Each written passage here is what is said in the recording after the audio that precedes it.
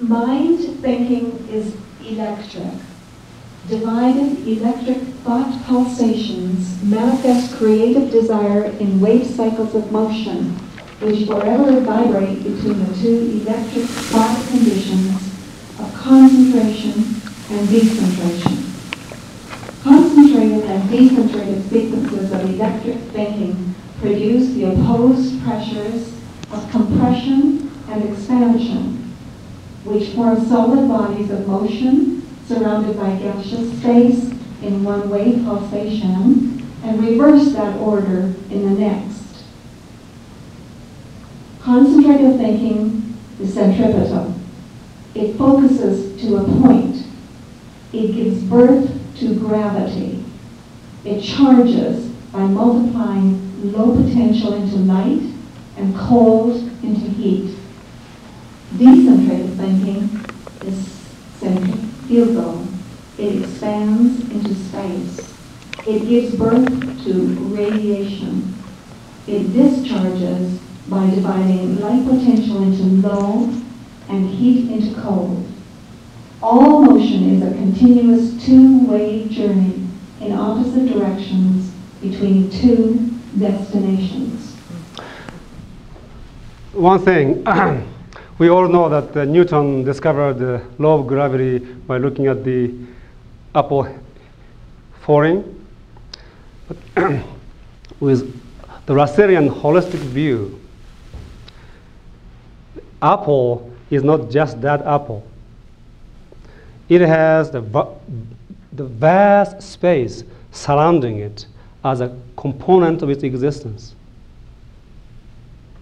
So it becomes apple and degenerate into a space, again go back to apple, and again degenerate into space.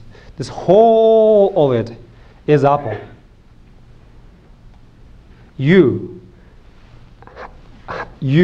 this 5'6" person, have maybe thousands of miles of space surrounding her as a field, Connie's field, which is a component of her existence. When she passes away physically, that is there. And then, after being bored, being in space, coming back again. So people say your soul reincarnate, actually your body reincarnate. This whole thing. So tiny particles have enormous amounts of space surrounding it as a part of that being. So your being is this visible this and space together. Therefore, apple not only falls, it also rises.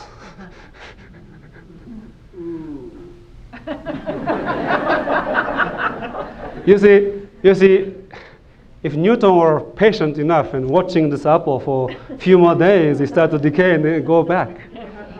It starts to, yes? So you are not just this, it's all of it.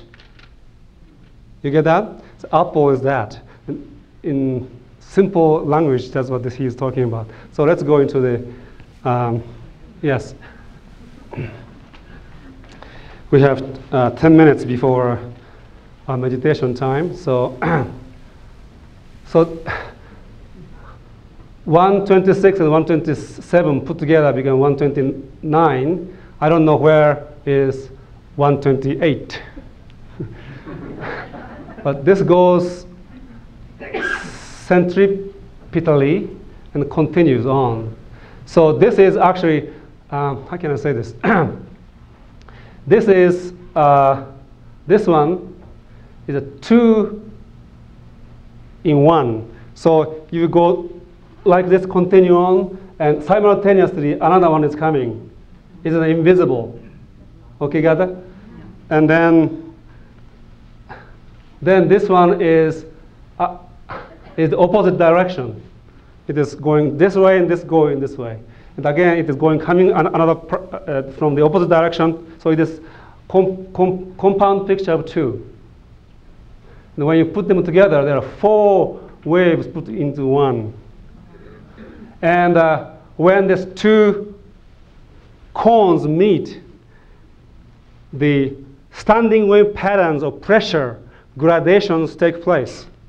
And highest density pressure is what we call particles. And it goes so fast, it appear, disappear, appear, disappear, appear, disappear. So fast. So in our eyes, it looks like they're staying the same way. So kernel is disappearing very often. So often we can't see.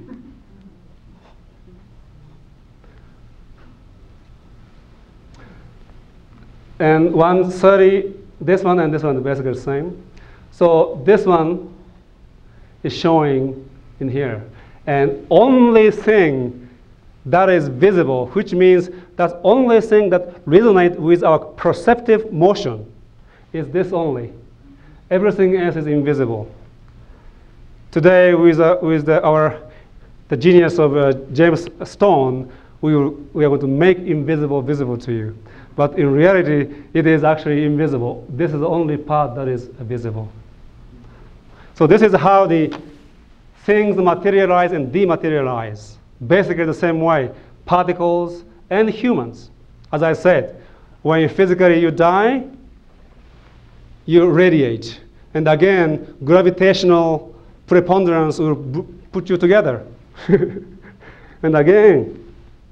And everything, all those motions you have ever gone through in the past maybe 10 trillion years of your life is recorded inside in the space.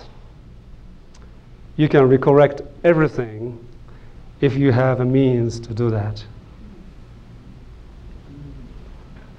So particles, humans, any entity goes through the same process. In the interest of time, I will answer questions after this is over, because I want to show you something more interesting than this. Next, yes.